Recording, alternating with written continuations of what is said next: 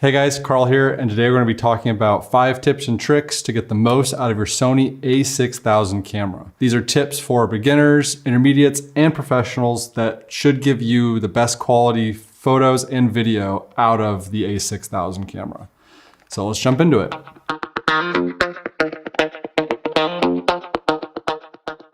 My number one thing to do when you first get this camera is to turn off the auto on of the EVF. So if you're holding this thing close up to your body like this, or if you're doing something with it and you kind of wave over it, it turns off the back LCD screen and it gets just really annoying. In order to do this, you have to go into the settings, go to Find Your Monitor, and select either Monitor or Viewfinder. You can't, in this camera, it's really annoying, you can't specify a button to switch between the two of them. I have that set up on my A7S III, where you can just touch a button and it goes between viewfinder and the screen in the back. It's really helpful if you don't want to have that auto switch. This one you can only choose between the two of them, and you have to leave it like that. So you could kind of go back and forth and adjust that. Like if you know you're only going to shoot with the back screen, I would set it just as the monitor. But if you know you're going to shoot with just the viewfinder, then I would set it just as the viewfinder. It just makes it real easy when you're not have to worry about, auto switching that off and on. It makes it nice. So that's the number one thing I would do first off, is set that up. Next tip to keep your A6000 in tip-top shape and allow you to take great photos and video is to keep your sensor clean. I would definitely get some of these sensor cleaners. They're little APS-C size sensor cleaners. You'll see them up on the screen right now. And they're real easy to use just to keep your sensor clean. And even if you're out in the field, if you're on your vacation or something, maybe every night, pull your lens off real fast, clean, give your lens a little blow, give your sensor a little blow, and then after or before you go on your trip or whatever it is, then I would definitely, clean that off. That's tip number 2 to keep this thing tip-top shape. Never touch the sensor with your bare fingers.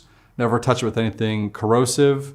Don't ever touch it with anything wet or oils or anything like that, unless you want to ruin your sensor and ruin your camera. It's very soft, specifically out of the wrapper with a cleaning solution. That's how you touch your sensor. And it's definitely something that is important to do to all of your cameras, especially over time. They get dirty, they need to be cleaned. Professional cleaning is awesome. Highly recommend getting your sensor cleaned, and that's one of the big things for the A6000. They're older now, they've been around, they've been in the dirt and dust and grime. Just positive things to do to your camera. Get it cleaned up. Tip number 3 is clear image zoom. This camera has clear image zoom. It's awesome, I love it. It's just called zoom in your functions. So I would set one of your buttons to zoom, and then you just hold it down, and then you can adjust your zoom in. So like this kit lens here, that's a 16 to 50, is somewhere in that like 24 to 75 range if I was to use clear image zoom on it. It gives you a lot more lens choices when you're using it. Now, it does come with some caveats. It does zoom in or crop in more on the sensor, so you will have more noise, you will have worse low light, worse dynamic range. But in a pinch, if you need to get a little bit closer to something, it works really well, and you can clean that stuff up in post for the most part. So clear image zoom, tip number 3, highly recommend you use that on the A6000. Tip number 4 to get the most out of your A6000, and this is something that we've all probably dealt with from time to time, is overheating and how to stop overheating on this camera. If you're using this for interview setup, or if you're shooting something for long periods of time, a time lapse, something along those lines, you're going to come up against this issue. The first thing to do, I highly recommend, would be to get a dummy battery. It's fairly inexpensive in today's day and age, but you get a dummy battery and you can this thing has a flip out right here. So it's got a little piece on the battery door that comes off and just folds down. They almost want you to use a dummy battery at some point, and you can hang a cable out of the bottom of this and charge this guy from something else. And that way it won't overheat, because this is the number one source of heat for your camera, is your battery. As soon as this thing gets up to a certain temperature where it's almost a little uncomfortable to hold, 1, you're probably almost out of battery, and 2, because these things don't hold a lot, and 2, it's gonna give you a lot of heat dissipation into your camera body itself.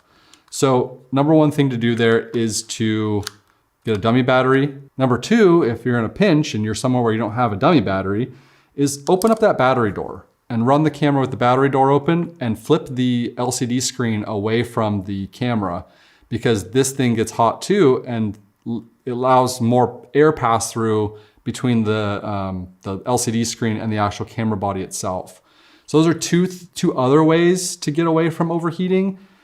The surefire way, the best way to do it is the dummy battery, but those two other solutions will help out in the long run overall. So kill the overheating within the camera and just do those three things. You should be off to the races. Okay, tip number 5 is how to increase battery life on the A6000. I only have one battery for this guy, and it doesn't last all that long. I'm constantly flipping it on and off just to save battery, and that's number one way to do it, is just keep on turning it off and on. The other way, if you don't want to keep turning it off and on, and you just want it running in the background, is you can set this guy up to go on sleep mode, and that is very helpful. So if I have this thing on, and after around, I think it's 30 seconds what I have it set up as right now, 30 seconds of not using it, not pressing any buttons or anything, it goes into a sleep mode. And then as soon as I press the shutter button once, like I'm gonna go focus on something, it turns back on very quickly and you can just start taking photos again. So super helpful. It works in all modes, manual, photo, and video. The other thing to do is to set this guy up on airplane mode.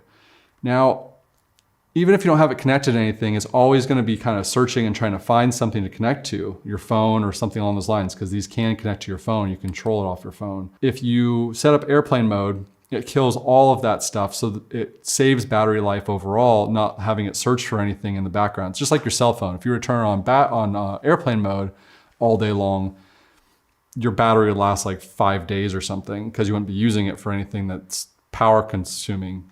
And that's the same thing goes for these cameras. Okay, so we set our power save start time for 10 seconds.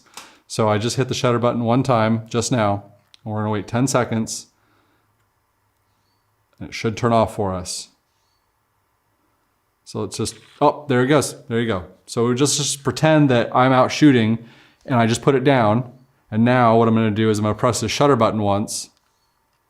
It turns back on and I'm ready to go again. And then it waits another 10 seconds. I take a couple photos. There you go. I took a photo. Now 10 seconds later.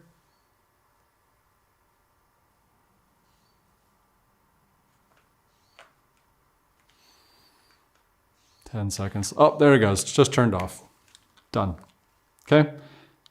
Highly recommend the battery save mode, or the power save mode rather, to turn that on first and foremost. Then turn it on to airplane mode, as that's the next thing. If you can't do those two things, then just turn it off and on a lot during the day. You're just gonna wear out your switch, you're gonna wear out your camera.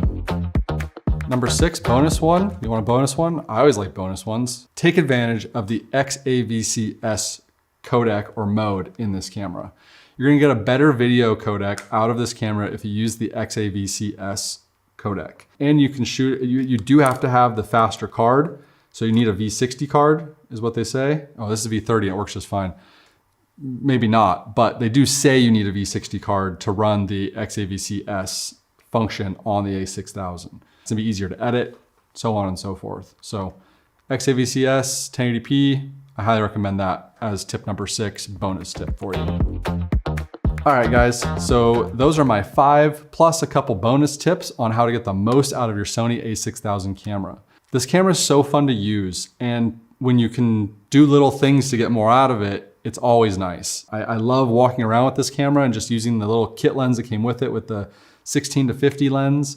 It takes a great photo. It does okay in the video spectrum. I highly recommend all of these features for this A6000 camera. You're gonna get the most out of it and you're going to enjoy it more. So thank you so much for watching. I hope you got something from this. And make sure to hit that thumbs up if you like it. Maybe subscribe if you haven't. And we'll see you guys in the next one.